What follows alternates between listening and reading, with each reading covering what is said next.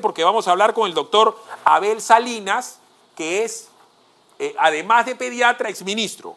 El pronunciamiento respecto a la salida de los niños en las calles durante el confinamiento, dice la Sociedad Peruana de Pediatría, que desde el punto de vista epidemiológico aún se están produciendo un número importante de casos nuevos cada día.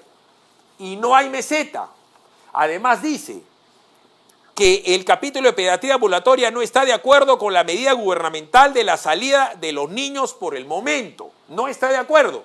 A los padres de familia dice abstenerse de sacar a los niños fuera de su hogar hasta que mejoren las condiciones epidemiológicas. B. Solicitar al MINSA diferir sus recomendaciones hasta que la curva epidemiológica señale claramente que la transmisibilidad ha disminuido.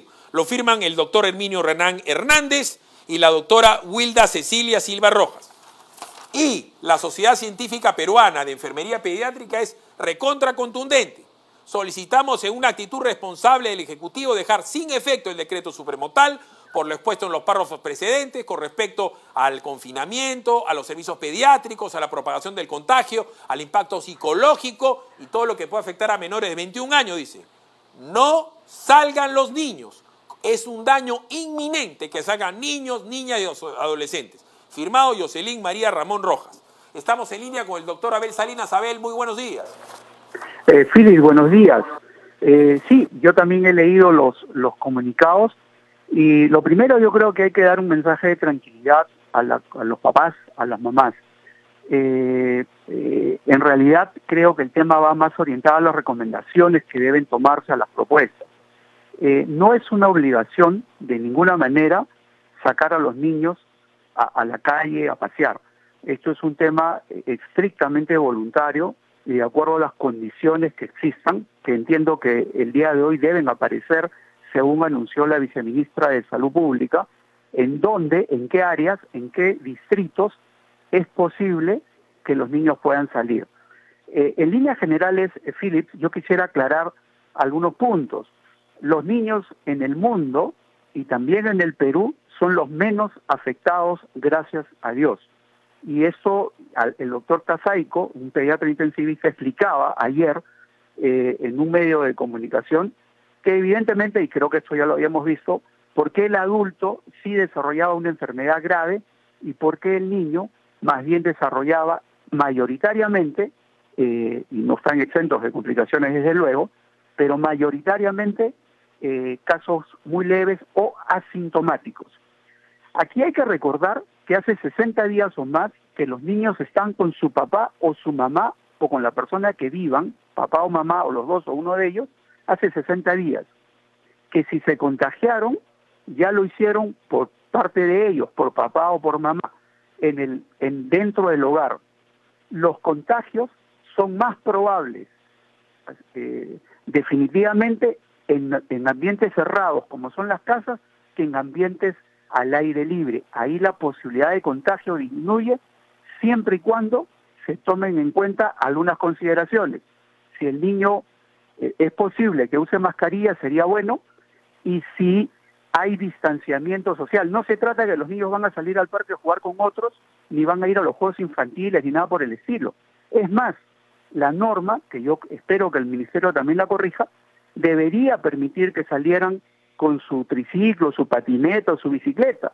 Imagínense que el Ministro de Transportes está promocionando que los adultos, y de hecho, usen su bicicleta y usan el scooter y todo eso, y entonces no es un sentido bueno quitar ese juguete al niño que lo puede sacar y al regreso tiene que tener todas las normas de cuidado. Entonces, la orientación debe ir más a la recomendación de los cuidados que tienen que ocurrir si es que el niño, si los papás optan por la salida. Yo no quiero tener una posición de oponerme. Entonces, tú estás en desacuerdo, porque lo que estoy escuchando es que estás en desacuerdo con la Sociedad Peruana de Pediatría, porque dicen que no están dadas las condiciones y no están de acuerdo con la medida gubernamental. Y dicen que no salgan los niños, no dejan resquicio, porque dicen que no están dadas las condiciones, porque dicen que no hay atención para los niños, sabiendo que, por supuesto, los niños tienen menos riesgo que los adultos mayores. Y tampoco estás de acuerdo, para que quede claro, con lo que dice la Sociedad Científica Peruana de Enfermería Pediátrica. que en actitud responsable dejen sin efecto el decreto supremo y que es un daño inminente a la salud de los niños y niñas adolescentes de nuestro país. Me queda claro que tú consideras que es responsabilidad particular, pero no estás de acuerdo con ellos, ¿correcto? Así es. Definitivamente creo que la sociedad de enfermería ha enfocado mal el problema, porque no se trata de un riesgo inminente. Esto es entendimiento. O sea, yo creo que lo que no podemos es causar alarma en los papás, Philip. No es cierto que los niños se van a contagiar más al aire libre que en los ambientes cerrados. Eso todos lo sabemos y por lo tanto no es un riesgo inminente el salir siempre y cuando, pero ahí es donde tenemos que enfatizar en los cuidados que tenemos que tener. Es decir, no es que van a salir todos los niños juntos y van a jugar. Eso no es posible. En algunas zonas donde hay mucha gente tampoco deberían salir, y eso lo debe determinar el Ministerio. A mí me parece que está incompleto el decreto. Entendí que la viceministra de Salud Pública iba hoy día a explicar, o iba a salir la norma de cuáles áreas podían utilizarse. Y otra cosa, en realidad los casos en los niños en el mundo y también en el Perú son muchísimo menos, porque la mayoría son asintomáticos. El día de ayer, por ejemplo, yo estaba haciendo un sondeo en varias unidades de cuidados intensivos pediátricos y no tenían casos de niños con COVID con ventilación mecánica, ni un solo caso. O sea, lo que quiero decir es que, si bien es cierto, todos tenemos que practicar los cuidados, no quiere decir que vamos a tener que estar encerrados permanentemente. Una consulta, utilizando el sentido común, me queda claro lo de los niños. Yo no vivo con mi mamá vive con mi hermana y con sus hijos, que son ya mayores. Pero lo que dice también el comunicado es que el problema no es el niño en sí, tal como tú dices, es si el niño pesca asintomática, sin fiebre, el niñito tal, y si el hijo de Abel Salinas lo puede contagiar a Abel Salinas, es decir, que el niño sí es un vector de contagio. Aclárame eso. Claro que sí, pero ese niño, en estos 60 días que ha estado en cuarentena, que no ha salido, ya se hubiera contagiado y ya debiera haber contagiado, si es que eso ocurrió, si él fue el contagio. Y lo que quiero decir, hubiera contagiado al de riesgo. Y lo que quiero decir que no hay más riesgo en ambientes abiertos si es que no hay aglomeración. El riesgo es cuando están en ambientes cerrados. Por eso es que se suspendieron las clases escolares, porque ahí sí se juntan, son ambientes cerrados y se pueden contagiar uno a otro. Pero aquí solamente estaría con su mamá o su papá, con quien ha estado los 60 días previos. Entonces, ¿dónde está la... Ahora bien, aprovecho, Abel. Hay un enorme malestar que yo comparto con respecto a los precios en las... El otro día fui a comprar una farmacia y me cobraron 7 veces más, 8 veces más que lo que normalmente por un medicamento que no era COVID, que no era ni paracetamol ni acitromicina. Se está generando un odio pues para con las farmacias. ¿Cuál es tu posición desde el punto de vista de la salud? Si hay escasez de paracetamol, la pregunta que te hago, ¿acaso el Estado no puede importar paracetamol y distribuirlo a los hospitales del MINSA, a los hospitales de salud? ¿Los gobiernos regionales no son responsables también de los hospitales regionales? ¿Cuál es tu posición con esto que dicen especulación, acaparamiento y subida de precios a una inmensa demanda de paracetamol, que es algo muy barato, hasta en genérico, comienza a cobrar más caro? ¿Cuál es tu posición desde el punto de vista médico? El problema se suscita porque el mercado de medicamentos es imperfecto en el Perú y hay algunas deficiencias. Por ejemplo, los medicamentos deberían estar, como bien has dicho, Philip, en los hospitales, en los centros de salud, en la seguridad social. Ahí deberíamos estar llenos de medicamentos, por ejemplo, de paracetamol, y el paciente no tendría por qué cruzar la calle a buscarlo en alguna farmacia, en alguna botica. Lo que falta es que, y hemos tenido problemas con el abastecimiento de medicamentos, no solamente de paracetamol, de muchos medicamentos e insumos en los establecimientos públicos, que son más de 8.000 a nivel nacional, si no contamos la seguridad social. Entonces, lo que tenemos que hacer como Estado, me parece muy bien tu propuesta, es garantizar que estén ahí en los establecimientos públicos, que el Estado, si no pudo hacer la gran compra corporativa del 2018, y ya estamos en el 2020 y no se terminó, bueno, puede hacer una compra masiva, grande, internacional, si se quiere, para dotar a los hospitales, a los centros de salud, a los establecimientos de salud públicos de los medicamentos, y así evitar esa especulación que puede haber en algunas boticas, sin lugar a dudas. Entonces ahí Pero, está el tema. El paracetamol es un genérico, ¿no? Es como el ácido acetilsalicílico llamado aspirina, como la equinacia, como hay un montón de genéricos, la citromicina. Lo que me parece increíble, Abel, es que 60 días de internamiento, el Estado peruano no sea capaz de comprar, mira lo que te digo, FOB, o sea, Free on Board, o sea, lo compras en Estados Unidos, lo compras en Chile, mandan los aviones de la Fuerza Aérea Peruana, llegan aviones en puente aéreo y llegan a miles y miles de personas en toda la seguridad social postamédica del Perú. ¿Cómo es posible que no tengamos abastecimiento? Ya no digo solamente COVID, de los 50 o 100 medicamentos genéricos más importantes para las enfermedades gastrointestinales, respiratorias. Eso lo hemos hablado, Abel, un montón de veces. ¿Por qué no se ha hecho eso antes? ¿Por qué no se hace ahora? Para colmo, tienes situación de emergencia y puedes hacer compras directas como las ha hecho el señor Duque allá en Colombia para con las pruebas moleculares. ¿Por qué no lo compra el Estado? ¿Cuál es el impedimento actual?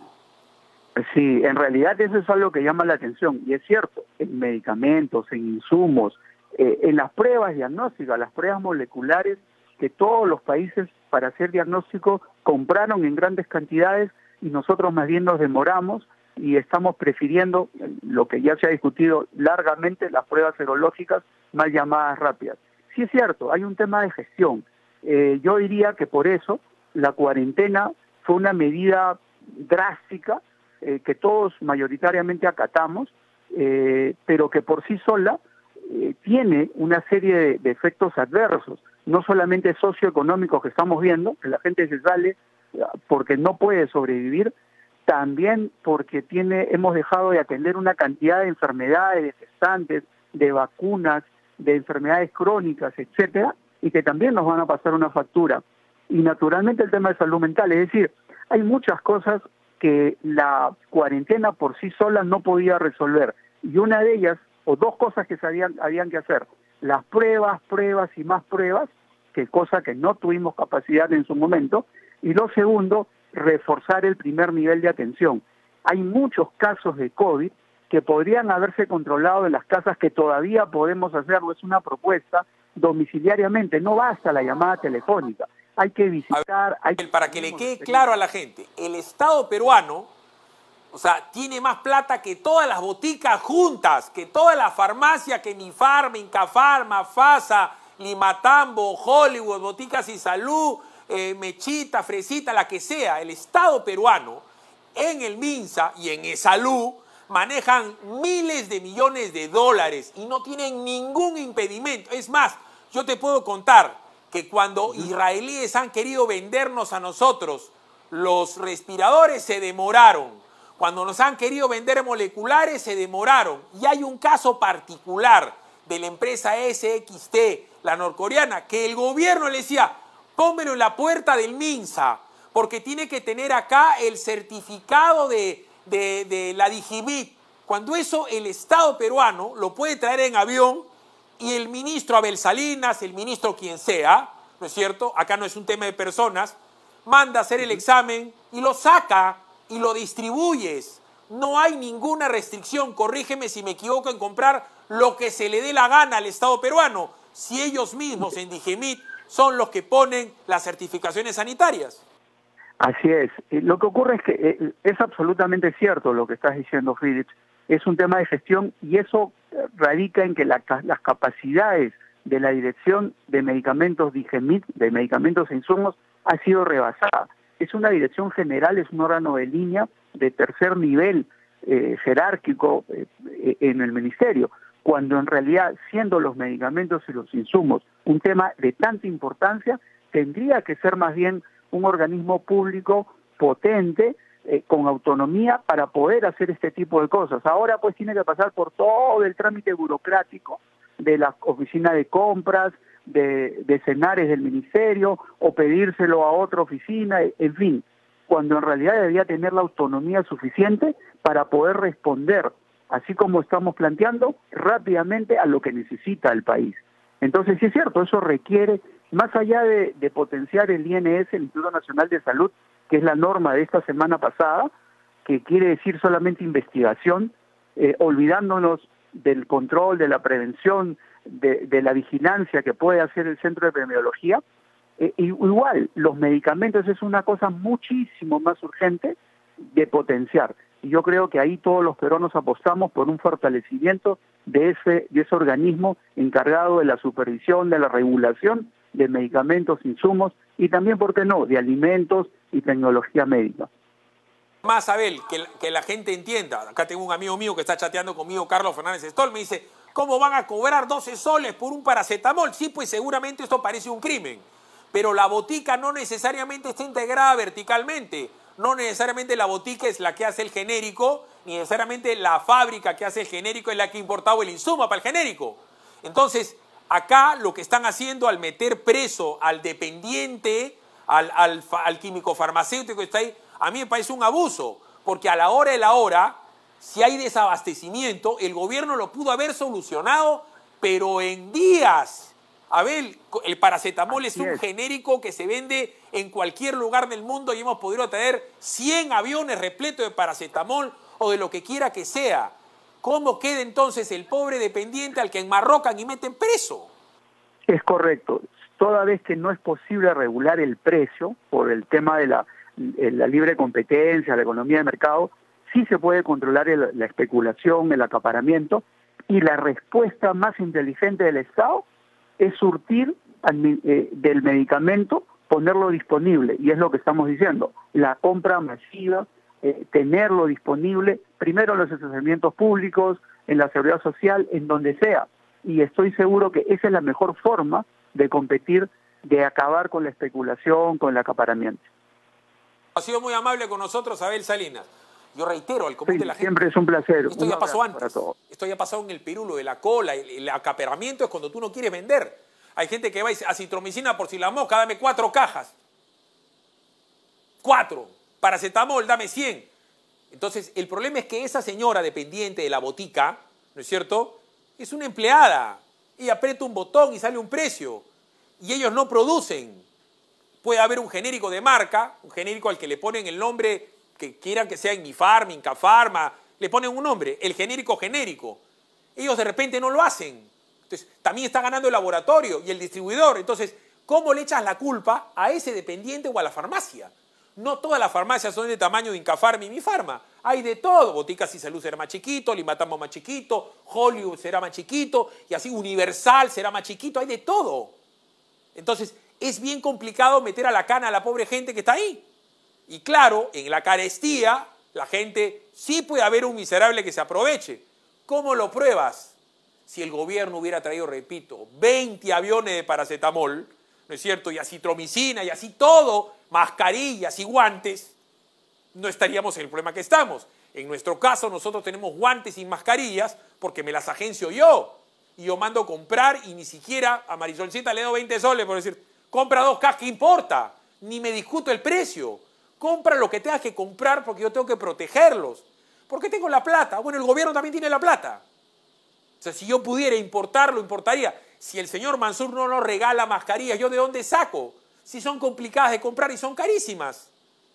Si el gobierno no puede tener mascarillas, ¿cuánto te va a vender la mascarilla en la farmacia? Ni el gobierno tiene. Es evidentemente algo muy complicado porque tú vas a comprar algo para tu hijo, para tu señora, y te ponen marca y dices, maldito, miserable. Pero no ves la foto grande, la de hace 2 meses, cuando hemos debido comprar todo esto. Si te gustó este video, ya sabes, dale like y únete a nuestra inmensa comunidad en el PBO Digital de nuestro Facebook. Mueve la campanita, suscríbete en la página del PBO Digital de YouTube. Y por supuesto, comenta y comparte en nuestro @PBO Digital vía Twitter. Se lo vamos a dar a mi mamá. Mira, este closet va a quedar espectacular. Mira, acá Oye, la ya camisa. Decidir sobre tus ambientes, difícil. Pero comprar tu lote con Centenario, facilísimo. Solo presenta tu DNI, un recibo de agua o luz y listo. Sin inicial y hasta 10 meses sin intereses. ¿Tu lote con Centenario? ¡Facilísimo! Centenario, 90 años haciendo propietarios más fácil.